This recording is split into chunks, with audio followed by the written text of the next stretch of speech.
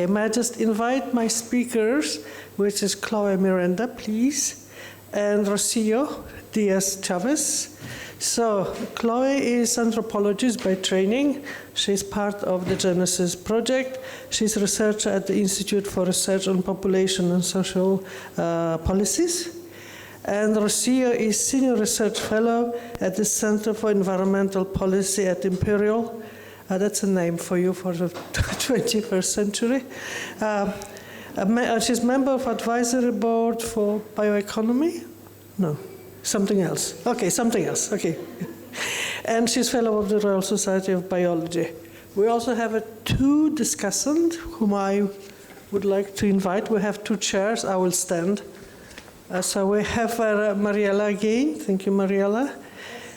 So I shall introduce you because we are being recorded. She's expert on gender and energy transition issues in the EU, but also Africa, and also expert on policy formulation, so excellent expert to have here. And Gordon Akon-Yamga from Ghana.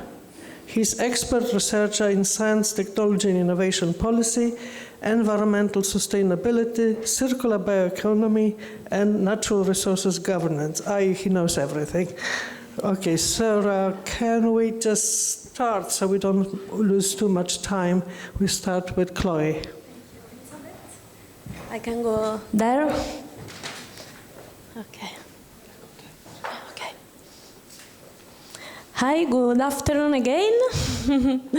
My talk will focus on a policy analysis of national recovery and resilience plans and how these plans have integrated the gender dimension into their related with energy transition measures. Okay, where is the, okay, sorry. Sorry, okay. But why we choose to analyze these policy documents? We focused on the National Recovery and Resilience Plans because they represented a key opportunity for the European Union to promote a just energy transition, grounded in the principle of social justice and gender equality. In fact, as Jill already pointed out, a substantial share of the resources, at least 37%, was allocated to measures supporting the energy transition. At the same time, as stated in the EU Gender Equality Strategy 2020-25, all the European Union measure challenges, including the energy transition, have a gender dimension. For this reason, integrating a gender perspective across all EU policies and decision-making processes is considered essential. But we have seen that in the new EU Gender Equality Strategy 26-2030, these considerations are not there anymore. So, to address this research question, we developed an analytical framework that we call the Gender Energy Nexus Assessment Framework, adapted from the analytical framework for the analysis of national energy and climate plans, designed by Mariëlle Feenstra and their colleagues. So the framework is composed of 11 indicators organized across three pillars of energy justice, or three dimensions. The first dimension is recognitional energy justice, which measures the extent to which gender-differentiated needs and behaviors related to energy consumption are acknowledged, including the gender dimension of energy poverty. The second dimension is distributive energy justice, which looks at how resources, incentives, and opportunities linked to the energy transition are distributed between women and men. Finally, the third dimension is procedural energy justice, we recall gender justice, which focuses on the inclusiveness of policy decision-making process. Then we constructed a composite index that we call the Gender Energy Nexus Assessment Index, which allows to assess and compare how different countries integrate gender considerations into energy transition measures. So, looking at the aggregate results of the index, we find that the national recovery and resilience plans of 10 countries, as already Jill noted, namely France, Germany, Bulgaria, Finland, Greece, Hungary, Luxembourg, Malta, Poland, and Romania, do not integrate gender dimension into any of their energy-related measures. This result suggests that in these countries, gender and energy continue to be treated as completely separated policy areas. By contrast, Spain achieved the highest scores, followed by Austria and Croatia, yes, Belgium, Slovenia, and Portugal. Looking at separately at the 3 different pillars of energy justice, we can see again a fragmented picture. Here you can see the results of recognitional energy justice, which captures the extent to which gender differentiated needs and behaviors related to energy consumption are acknowledged. So, with respect to this dimension, 18 countries, which you can see yellow, scored 0. Spain records a high score, followed by Austria, Belgium, and Croatia. So, our analysis highlights a widespread lack of gender disaggregated data on energy needs, as well as an almost complete absence of intersectional perspective in these plans. And more broadly, the results show that national recovery and resilience plans do not explicitly recognize the gender dimension of energy poverty. Then, turning now to distributive energy justice, which looks at how resources, incentives, and opportunities are distributed, the analysis presents a somewhat different picture. As you can see, nearly half of the EU countries, 13, do not include any elements of this dimension. The countries with highest scores are Croatia, Italy, the Czech Republic, Slovenia, and Spain. Again, Spain is one of the better performing. And looking more closely at the measures included, 13 plans introduce actions aimed at increasing women participation in STEM, for example, in STEM education, which is crucial for many professions in the energy sector. In addition, 9 plans include measures to boost women participation in the energy sector, such as Austria, Croatia, Cyprus, Denmark, Estonia, Italy, Slovenia, Spain, and Sweden.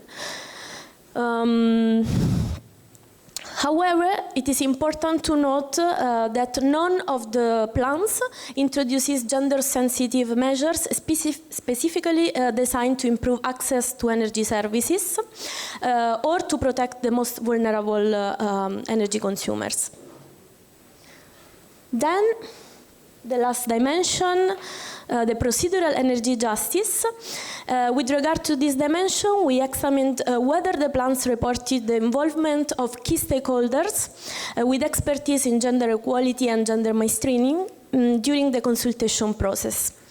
The results show that only 7 countries, Cyprus, the Czech Republic, Estonia, Ireland, Lithuania, and Netherlands, and Portugal, explicitly referred to this aspect in their plans. So,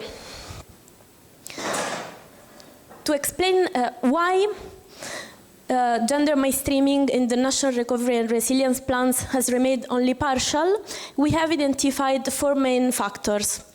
First, there is a lack of knowledge about gender mainstreaming.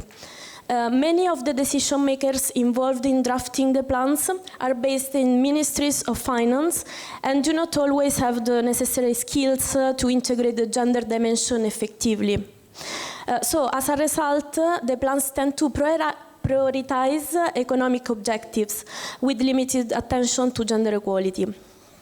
Then the second factor we identified is that plans reflect a traditional separation between policy areas. So gender issues are mainly addressed in areas traditionally linked with the social vulnerability, such as social care, while they are largely absent from areas seen as more technical or neutral, such as the environment and energy. This points to a still narrow understanding of energy policies with little consideration of their social implications. The third factor concerns the weakness of advocacy of gender equality in energy policies. The experience of the recovery and resilience plans of the resilience facility shows that gender mainstreaming was introduced only after pressure of civil society and the European Parliament, highlighting the crucial role of stakeholders in shaping policy outcomes. And then finally, a key issue is the absence of a dedicated budget for gender equality. Without specific resources and common indicators, it becomes difficult to monitor and evaluate countries' commitment. In practice, gender mainstreaming is left largely to the discretion of individual member states, making comparison and assessment challenging. So to conclude, this study shows that the European energy transition has not yet fully integrated the principle of gender equality. There is a high level of variation across countries, and in the most cases, the national recovery and resilience plans lack gender-specific measures, specifically in key areas such as energy poverty, consumer support, and inclusive decision-making processes. Looking ahead, both future research and policy should move in several directions. First, the energy transition needs to be understood as we plan to do in gEneSys, as to be understood as a socio-technical system using systemic analytical frameworks and producing gender disaggregated data in currently unexplored areas. And this is in order to strengthen the evidence base for policy making. Second, it is important to assess and strengthen the gender sensitivity and awareness of policymakers, especially those involved in design and implementation of green transition policies across Europe. And third, further work is needed to examine how advocacy gender equality in energy policy is shaped at both national and international levels, including its strengths and its limitations. Finally, greater attention should be paid to gender budgeting.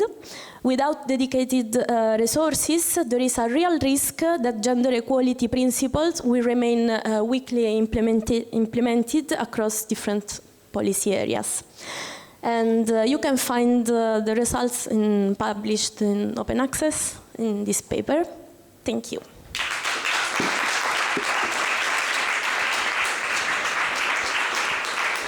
Thank you very much, Chloe. What was the most surprising results for me in this when I reread this deliverable was why Spain is doing so well and why Germany is doing so badly. Both countries started off on renewable energy the same. They were the leaders. Both countries have a strong gender equality policies. There must be something going wrong.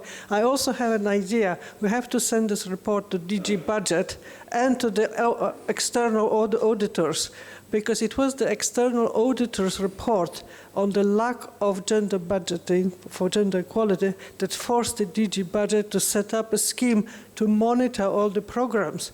And you can get 2 points if your program actually has a goal to deliver gender equality.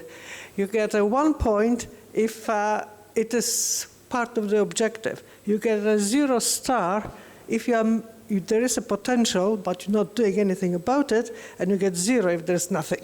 So I think there's about 60% of programs that get 0 star. So we want to get the zero-star programs, move them into more, if not to 2, to 1. And I think this study would justify, we can argue that they're missing opportunities. Okay, so I've had my say. Right, okay, I call on Rocio to continue.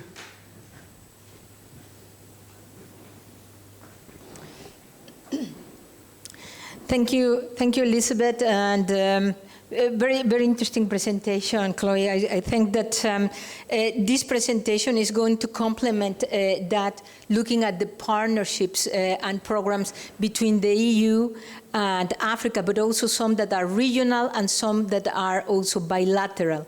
So this particular report follow this methodology. So the first part is that different policies, more specifically on programs and partnerships, were mapped.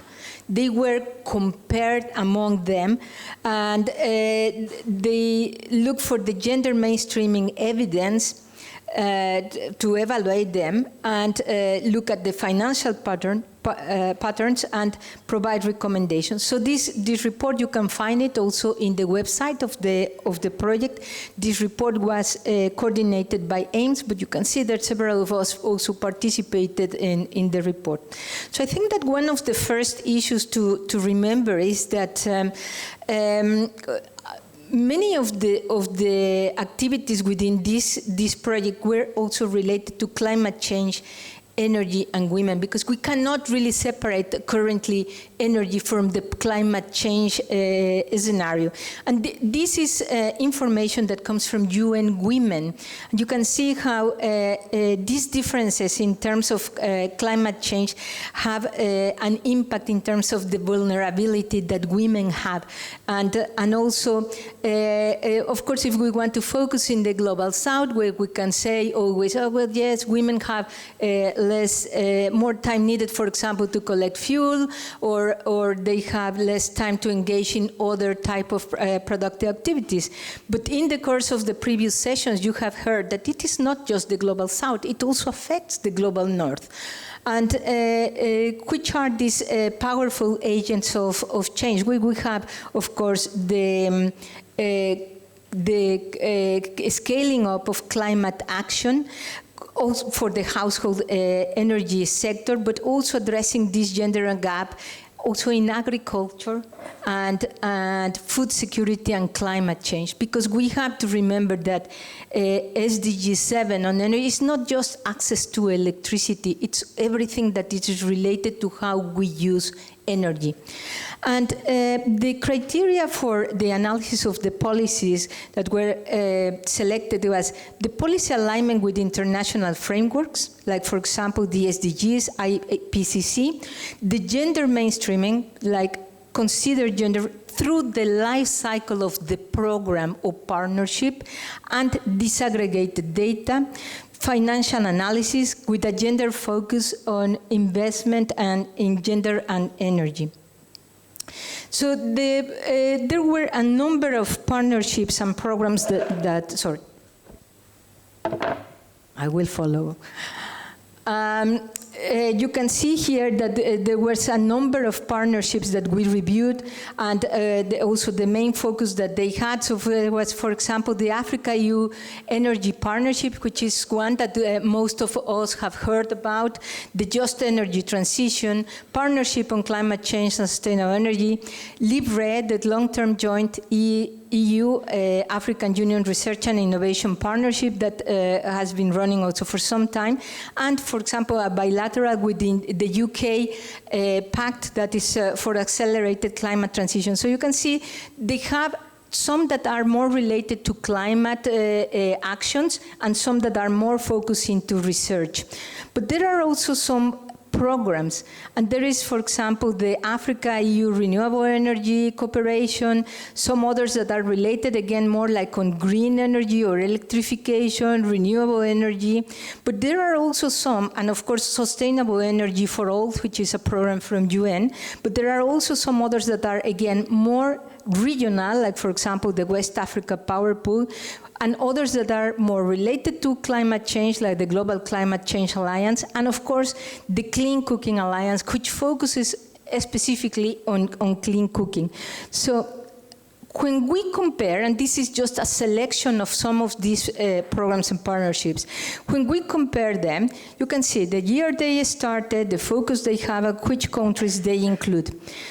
Let's say that this was one of the parts that we were interested in the funding scale. So high, we are talking of around above 50 million euros or dollars, or very high, above 50, and medium when they are around 20 million. And you can see that some of them are actually kind of high, but the gender integration tends to be low, moderate, and only this one that was actually mentioned before, this one that it's actually from ECOWAS, it's high.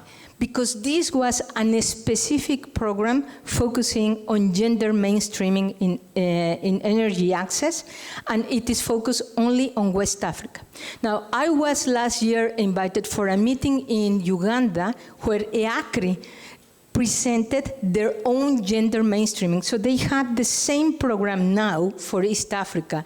The problem over there is the funding that is committed. So that part has not really been sorted out. So this also brings us to think about, well, yes, we can have a lot of these programs and partnerships, but in paper. So what happens with the funds that are actually committed, which is different to which is the funds that are for implementation. The committed is only a promise. We don't know if it is going to be applied or not. Now, looking at that, we also focus on a very qualitative form to review these gender mainstreaming scores. And you can see that, again, the main one that they scored highest was the one from ECOWAS, and then the one on climate change. But also a lot of the implementations from this one on climate change are not necessarily related to energy. They can be related to urban areas, they can be related to water, or they can be related even to food production. But if we take another look at this qualitative gender mainstreaming score, you can see the different programs and partnerships that were reviewed, and again, the two that scored the highest are these two, and even sustainable energy for all is not at the highest point. And this is something that it is to be considered, because as we have reviewed also, and I think particularly with Portia, about, for example, SDG 7, the gender aspect is not really clearly specified, and all the targets are gender blind. So that is also the reason that the sustainable energy for all did not rank as a strong on this one. And if we move a little bit of what I was mentioning about the presentation from Cloe regarding the funding again, you can review here that how we also in a qualitative form reviewed some of these programs and the funding allocation. And you can see that some programs are higher than others, but again, these are like funding allocations. So this one particularly strikes out because it's just for Senegal. And that is showing that when we have like more wider programs that focus on a region or global ones, the funding commitments again are not so strong as when they focus in a particular region or country. So those results that I presented you were from this report, and that report was from 2023. So what I did was to make to review the data and give it an update now to 2025 and 2026. And you can see that the global gateway for Africa, that it is the EU-Africa commitment, let's say, has 150 billion euros. It's a very large amount, but again, it is committed, so it is a promise. It doesn't necessarily mean that it is going to be applied or implemented. And there are some others, for example, the Africa Clean Energy Package, again, a very large amount, around 15 billion euros. And then you have the other ones that go down that probably will be more effectively used with more specific programs or projects that could make a difference. But again, we don't know if they are necessary gender mainstream. So they can be just general commitments without a specific aspect on gender for them. So the common strengths and persistent gaps that we saw along these different programs and partnerships is that strengths, well, of course, there is this strong EU-Africa alignment. There are some renewable energy momentum and a possibility of expanding the blended finance. And the blended finance, just to remind you, is really a mix of private and public funds. And that is also a big issue because not all the private sector is interested in investing in renewable energy. So there might be still a lot of this that it is committed from the fossil fuels point of view. And the gaps is that there are still very few measurable gender KPIs, and these monitoring indicators, unfortunately, are very linked to SDG 7, which again has targets that are not going to be achievable by 2030 and are not gender oriented. There is limited sex disaggregated data, as we have heard before, and there is this, I think it's very important, an underrepresentation in leadership. Because maybe in some arenas we can say that women are getting more positions, more jobs, but the leadership is the one that is still missing. So in terms of policy recommendations, the report also demonstrated that it is really necessary to consider maybe some of these mandatory gender criteria, but to move them beyond the rhetoric, because we can have a lot of indicators that are just criteria, but they are just good in paper. And so this is as a high priority. Again, the sex disaggregated metrics, where we need to improve the accountability. Women-led enterprise funds to kind of consider economic inclusion, and STEM pipelines for long-term workforce change. This is considered medium, but I would argue that probably we need to move this also to high. And that, I think, for one of the sessions tomorrow on education, we will see that why this is important. So the final outcomes, the report also had these 8 points. Broad and multifaceted cooperation. So there is this EU-Africa cooperation on energy transition, but it still needs to include more strategic partnerships. Strong progress has been achieved, but on renewables, but there is still more that has to be done. And this doesn't necessarily need only to be only for Africa. I think also that the war in the Middle East at the moment is demonstrating how little energy security is in Europe. And that is something that we have to consider. There are also some very good plans and programs in Africa where actually the EU could take example from them to be applicable here. So let's try to think more on the South-North collaboration as well, rather than all the time the North-South. And there is also a lot of South-South where there can be experience. Gender equality is recognized, but not yet fully embedded. So there is a lot of progress in some countries, but we know that there is still a lot to be done. Some programs show a stronger gender integration, but it's particularly shocking to see that those that are from UN have not really this even gender recognition. in practice. There needs to be more regional leadership in gender mainstreaming. We know that there has been progress. There is more experience in West Africa than is in East Africa, but we also need to catch up with Southern Africa. Substantial financial commitments, but limited direct funding. As I mentioned before, the commitment is only kind of a promise. The need for better data, indicators, and, as it was mentioned by Elizabeth and Chloe, these dedicated budgets. There needs to be a change there. And move towards gender transformative implementation. I think that particularly when we talk about research and development, for example, with some of the Horizon projects that can include, for example, Africa, it is incredible that up until now, despite that the forms request to specify how gender is included in the project, majority of the researchers I still think there should be half men and half women in the projects, like if only that number would make a difference. And let's say the overall outcome regarding this analysis, we still need inclusive, resilient, sustainable energy future for Africa, but also with these relationships with Europe.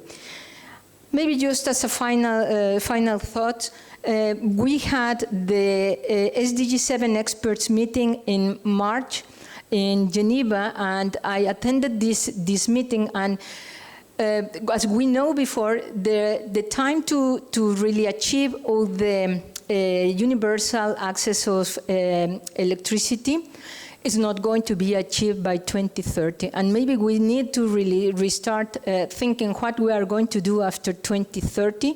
And one of the conclusions in this meeting is that actually the focus will be maybe in just 2 or 3 targets, rather than all that are within SDG 7. Final thoughts. EU-Africa cooperation is substantial, but gender integration is still uneven. The next stage should be evidence-led, finance and measurable. A just transition requires participation as well as decarbonization. And again, these SDG 7 indicators under review.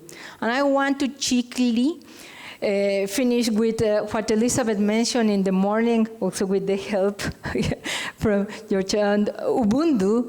I would like to use another word in Swahili that it is Imara, and Imara means empowerment. And I really think that is what is needed here. We can have all the indicators, we can have all the policies, we can have all the monitoring systems, but as long as we don't have empowerment for women, this is not going to be, there's not going to be a change. With that, I finish. Thank you.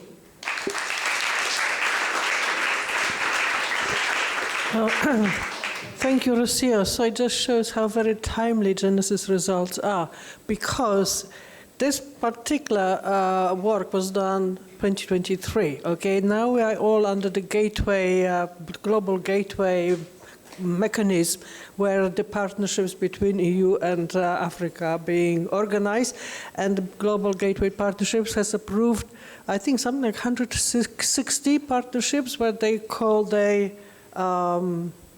flag showing partnerships. Some of them I looked at, and some of them already recognize what they're going to do for women's empowerment. But others I don't know, because I haven't seen the descriptions. So really what we need is get lessons from this and say to the Global Gateway people, just use the DG budget scoring system and allocate a scoring system to each of the partnerships. But also I know that Gordon has just done a project on the flow of finances. Yes, so he will just say a few words about it. So he can then gives us advice how to monitor which partner's country contributes the money. Gender equality is what they call it, a low-hanging fruit. You don't have to spend 150 billion on that, yes? If you spend 10% of it, you will achieve the gender equality. It is just really should be just automatic for partnerships to say, let's just do the gender equality because it has going to have a benefits for everything else. Okay. Discussant. We'll start with God.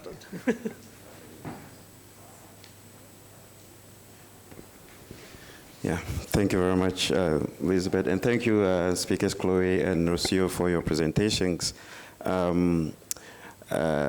For the study on the National Resilience and Recovery Plans, I kind of appreciated the use of the environmental justice frame, particularly this session. Part of the phrase in the title is "for whom," and you know the transition, the environmental justice frame, especially with respect to recognition justice, talks about for whom. I mean, who is recognized, whose values, whose norms.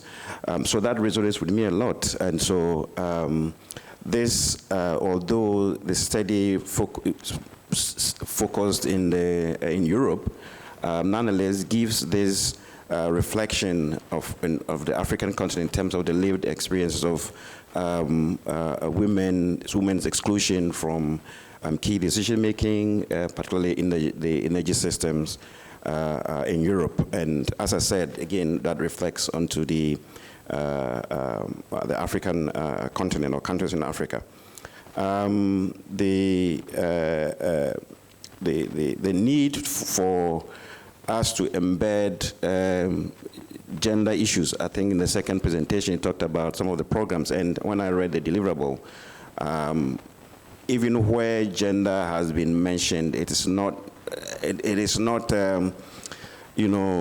strong in terms of what kind of strategies are actually going to be implemented.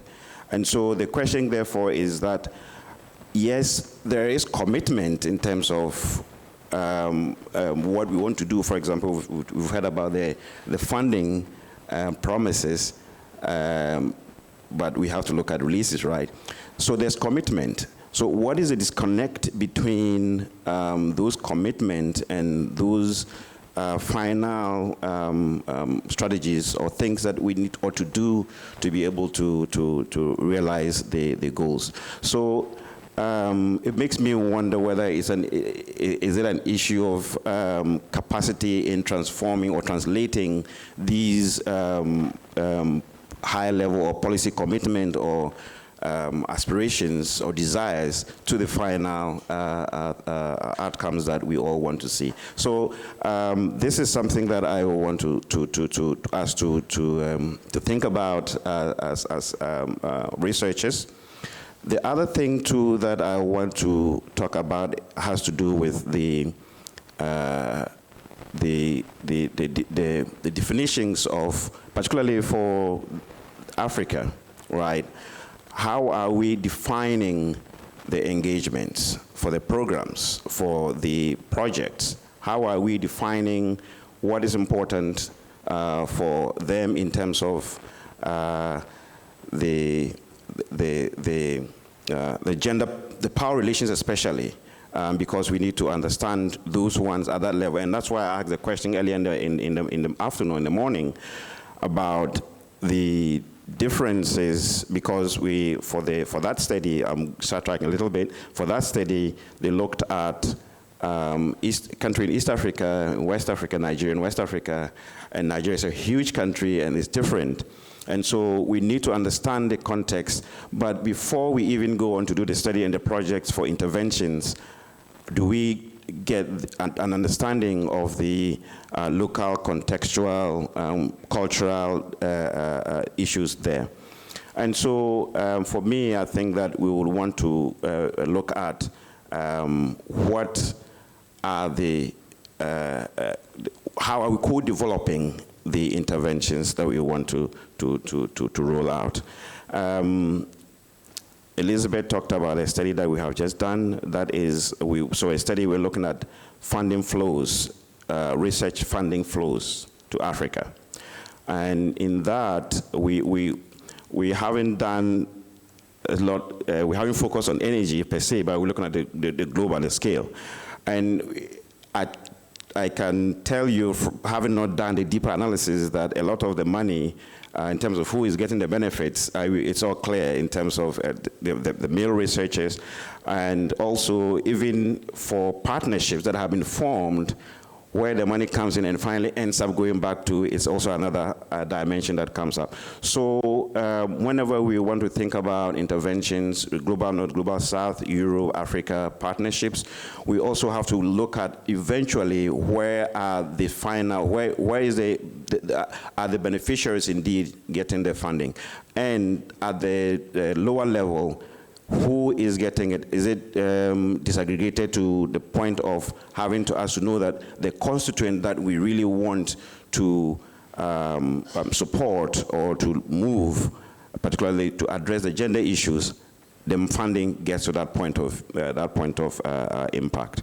So this is the bit that I have for my session here. But also how we move from this theoretical concept of energy justice to apply it in an analytical field, to operationalize it. No, and I did a first attempt, but no, Chloe, you moved it way ahead, so thanks so much, and that's really appreciated, because then we move to the third component of energy justice, namely as a decision-making instrument. So one of the first publications on energy justice demonstrated that it was not only this theoretical framework, but also this methodological tool and to inform decision makers. So I think now we're getting at that next stage. However, what both the deliverables does demonstrate how, from a policy perspective, and definitely from a governance perspective, how complicated implementation is. And working in gender, and I think the gender experts in the audience will also can highlight that and relate to that. We see a lot of policy, what I call evaporation. Wonderful words, and then the implementation is psht, somewhere down the drain, but hey, we had a beautiful policy paper. And that has to do with whether it's the north or the south, with how it's not only how it's implemented, but how it's from a governance perspective is embedded. And it not only needs a financial framework, budget, definitely we need more budget. It's incredible to see how much budget there is for the energy transition, and how little for gender, and especially how little gender get budgeted within the energy transition, but also a legal framework. Now we do see there are very strong anti-discriminative legislation in all countries studied, whether it's in the global south or in the European Union, but then it's not linked to energy often, or it's not enforced in energy. And that has to do with silos, it has to do with different departments, but then also with the energy transition policy, or with whether it's the NECPs or the recovery plans, how can advocates, whether it's from the civil society or the politicians, can really focus on enforcement and within the legal framework. And one other component there is the institutional. How is this institutionalized? So who is involved in the design, but also who is involved in the implementation? Now, is it this energy departments within governments? Great, but then they really need to be trained in gender and in social work and in energy poverty mitigation, etc., or even human capital agendas, because there we also see some gaps. But if it's implemented by the social departments, they need to get up to speed with energy transition and the technology work, and there's a lot of training to be done in both fields from different sides. And then we're not even talking about the component of institutional frameworks in this multi-level governance fields. So we have this supranational field of the SDGs and the IPCC's reports, and whether it's the European Union or ECOWAS, and then it needs to go to the national departments or the national governments, and there we see the national energy climate plans, etc.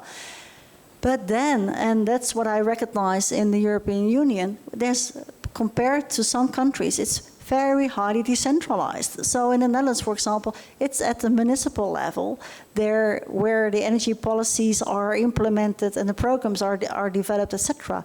So added to gender inequalities and energy injustices, there's also a spatial inequality. Depends where you live in some countries, whether you get the support or not. So no, I'm not making it a cheerful reflection here, but and that's what we see also in for example, Sub-Saharan Africa, is that some countries are really good at our centralized policies. However, it not always reflects the local context.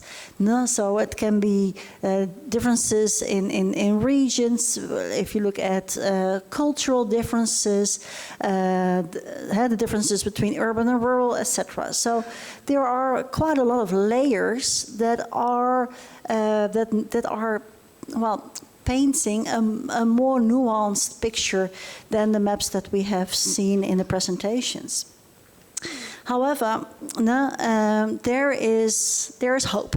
And I want to end with a cheerful note in that sense, is that we see that international collaboration, whether it's north-south or south-north or east-west and vice versa, can be a strong driver and can be an inspiration. And it's important that, and I applaud the European Union for funding gEneSys in that sense, because often we see, no, Africa is excluded, or you're not allowed to do any non-European member state collaboration.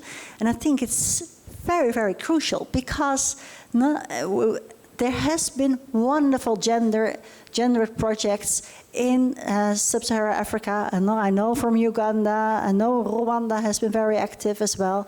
And international collaboration has been a driver. It was the feminist foreign policies of Sweden and the Netherlands that supported many of these programs. However, the Netherlands are somewhere down the bottom in your paper, Chloe. And that's because there's this Chinese wall between feminist foreign policy and domestic policy. So why are we not preaching it at home? And I think there is a lot to be learned from what has been developed in the global south to the global north. And I think I'm inviting more and more people to look at those kind of different lessons and different contexts. And with that being said, I think this is a great attempt to see these kind of projects develop, these papers published, and looking forward to implement the research agenda together and with many more people in the room if we meet a couple of years later.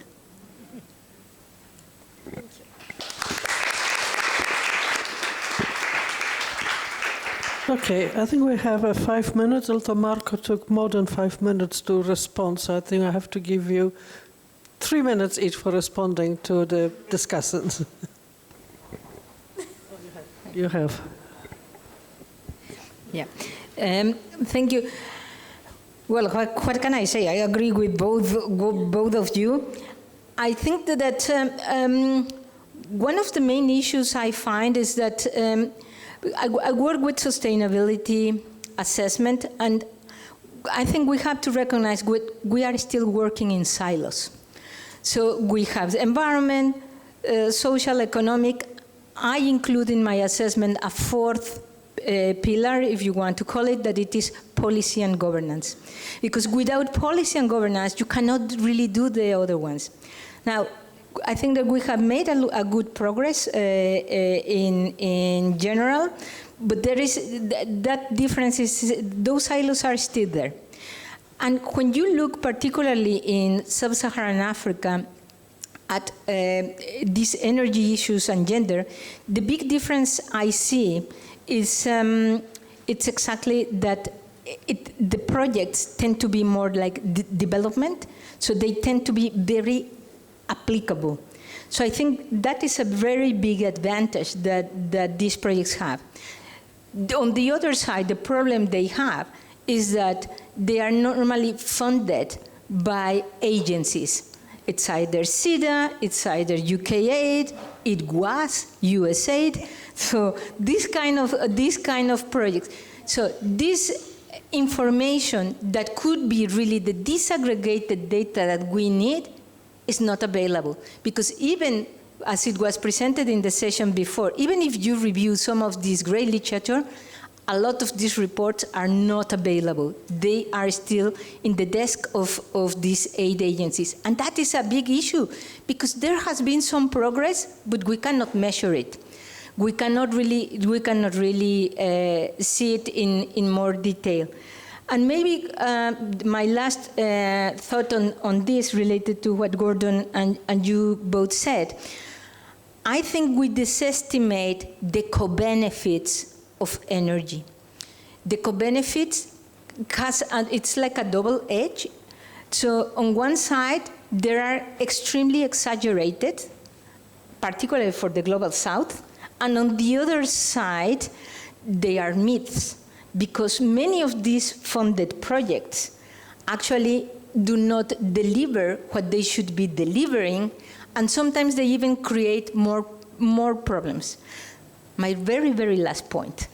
I like to mention this because some years ago, and I want to think this has changed, but some years ago, in a meeting, in a workshop, we had a very high-level person from an energy utility company in East Africa, and he literally told me, "You produce the reports, we don't read them." This is something to think about. How we present this information to these companies is very important, because they are responding to what the policymakers are asking, but there will always be the economic part that is affecting everybody, and I think we are feeling it even here in Europe. We are still working in silos.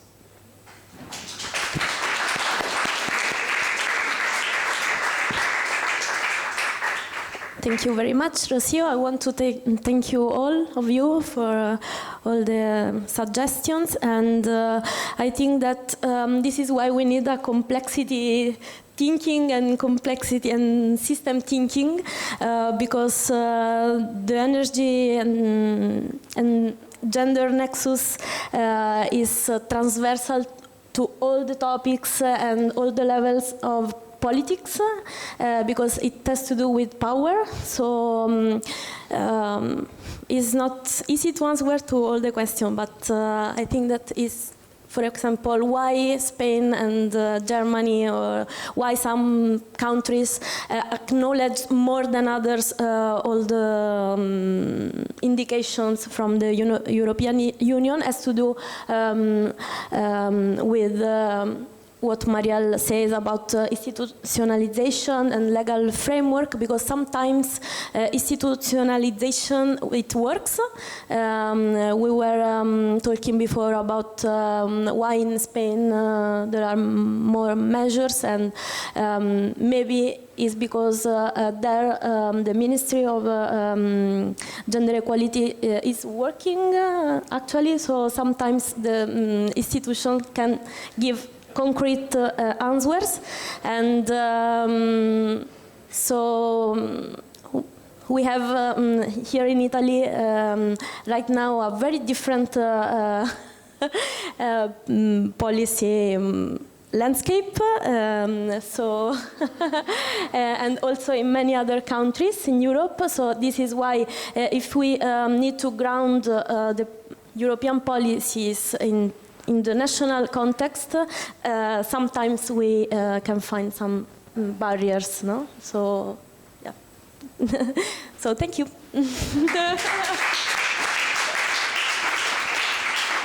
Okay, thank you very much to our lovely panel.